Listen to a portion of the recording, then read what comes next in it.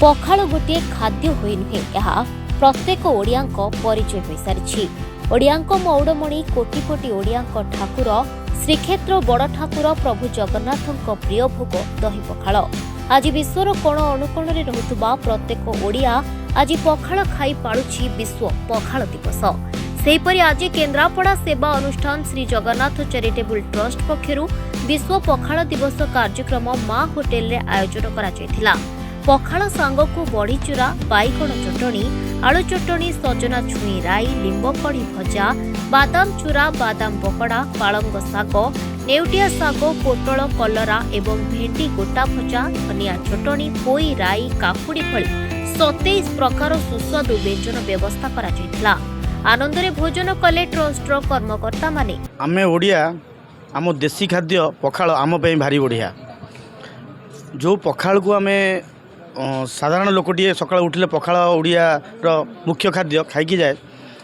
सबु स्थान रे गोटे जीआई टैग मान्यता रहुची। जो जगह जो जिनिसर विशेष चाहिदा थाए सेमती आमर ओडिशा रे पखालर देसी चाहिदा थिबारु आमे देसी खाद्य पखाल को जीआई टैग मान्यता करचु एवं श्री जगन्नाथ चैरिटेबल ट्रस्ट पक्षरु आमे सरकार पाखे दाबी रखुचु जे आसंता समय यह यार मान्यता दियंतु।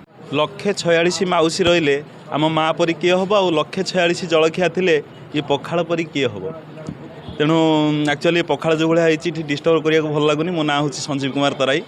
स्कूल पिलांगर परीक्षा थिला सारिके एटिक आइली जे जगन्नाथ चैरिटेबल ट्रस्ट तरफ ये सबूर बंदोबस्त। आज हूँ पखाल दिवस जे जानी जगन्नाथ पाखे दही पखाल कहीं भोग हुए ये कथा भाविला आम महाप्रभु आपको खाती कहीं भितर एत 56 पौटी जहाँ पाखे भोग लोड़ा ये पखाल सामान्य तादे कहीं जोड़ा है। आज या खाइला पर अनुभव हो प्रकृत में पखाल जहाँ पाखे अच्छी जी जहाँ देह पखाल चलुची ता देहरे किसी आउ मैगी चाउमिन लोड़ा ना कि कौन रोग वैराग ना। तेणुक आम केवल आज युवपीढ़ी को आम आह्वान करुचु आजिकल आधुनिक खाद्य निवृत्त रुहतु। जमती कहती जे पेट सफा तो सब रोग सफा सेमती पखाल खाइच पेट थंडा तो सब मन थंडा देह थंडा सबकि शरीर सुस्थ। तेणुक पखाल खातु पखाल खाई बढ़ंतु देखिए आजीवन सेमती खुशी रहिबा एवं सबकि आमको मिल जाव। आम ये पखाल दिवस माध्यम आम सरकार को निवेदन रखा जे पखाल भली गोटे अति सुंदर खाद्य थाऊँ थाऊँ या अणदेखा न करिक जीआई टैगर मान्यता दिंतु। तेणु आम एकाठी होकर दिवस पालन करुँ। आमर यही कथा सरकार पाखे निवेदन रही या तुल्य खाद्य बोधे सारा संसार में ना। ये महाप्रभुंर खाद्य आम कोटी ओडियांकर ये हूँ खाद्य। दुखी हो दरिद्र हो क्या घरे कि सबू पछे दुनिया रे नथिबो किंतु पखाल टीए थिबो ये समस्त आत्मा को परितृप्ति करिवो। तेणु एतिक निवेदन समस्ते पखाल को आदरंतु एवं आज आधुनिक खाद्य को छाड़ंतु। सुस्थ रुहंतु, मुक्त रुहंतु, सुस्थ समाज गठन करंतु। जय जगन्नाथ। राज्य सरकार विभिन्न खाद्य द्रव्य को जीआई टैग मान्यता देउथुबा बेले ओडियांको प्रिय खाद्य पखाल को मध्य जीआई टैग दियाजाउ बोली जगन्नाथ चैरिटेबल ट्रस्ट पक्षरु दाबी करा जायछि।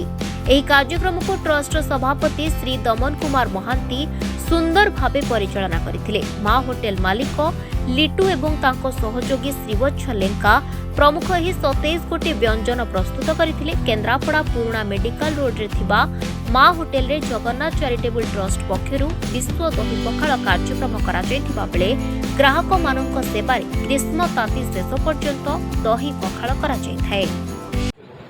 मो ना सत्यव्रत प्रधान जगन्नाथ चैरिटेबल ट्रस्ट आम जन सदस्य। सर्वप्रथम तो मु जगन्नाथ चैरिटेबल ट्रस्ट सभापति जी अच्छा दमन महांती बहुत बहुत धन्यवाद। आगे आम हेलु ओडिया पखाल दिवस आम सबुदिन पखाल दिवस। आम जिते बड़े ऑफिस सकाल सकाल उठी आम जो ऑफिस जाऊ घरे बहु पखाल बाड़ी दिए आम पखाल खाई आम ऑफिस जाऊ।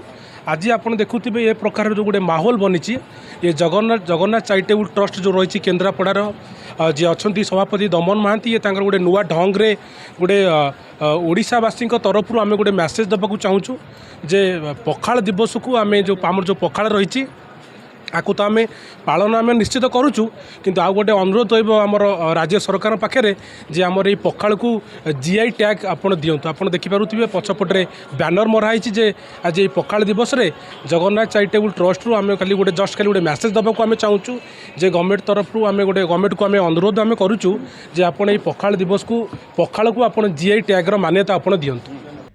केन्द्रापड़ारू Alekh Nayak report Dinalipi live. Dinalipi live को एबे ही लाइक शेयर सब्सक्राइब करंतु।